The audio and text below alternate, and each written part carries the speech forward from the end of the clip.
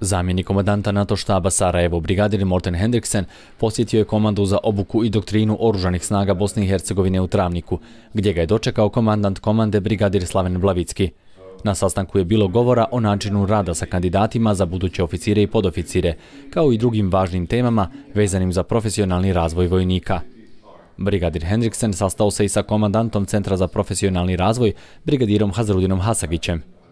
The visit to Travnik is an ongoing activity when it comes to focusing on the education happening in the armed forces of BiH. As I said on numerous occasions, the way into the future is through the young people, through the young officers and through the young NCOs, and this is where they are doing their follow-on training from when they are finished down in Pasaric. So it's a natural step for me to go up here and then follow up on what's happening up here.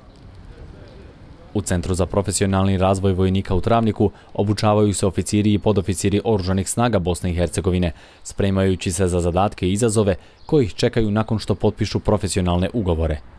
Po pitanju aktivnosti NATO štaba, to su aktivnosti koje su jako bitne za nas. Evo u ovom centru ovdje NATO štab, odnosno vlada Norveške i zamjenik komandanta NATO štaba su proveli jako bitne aktivnosti po pitanju opreme koja se koristi u procesu edukacije i obuke.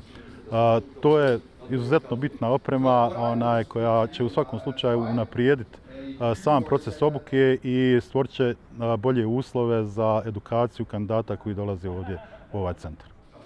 Nakon obilaska centra, brigadir Hendriksen održao je predavanje za oficire i podoficire oružanih snaga Bosne i Hercegovine o istorijatu NATO saveza, kao i o misiji NATO u Bosni i Hercegovini i u svijetu.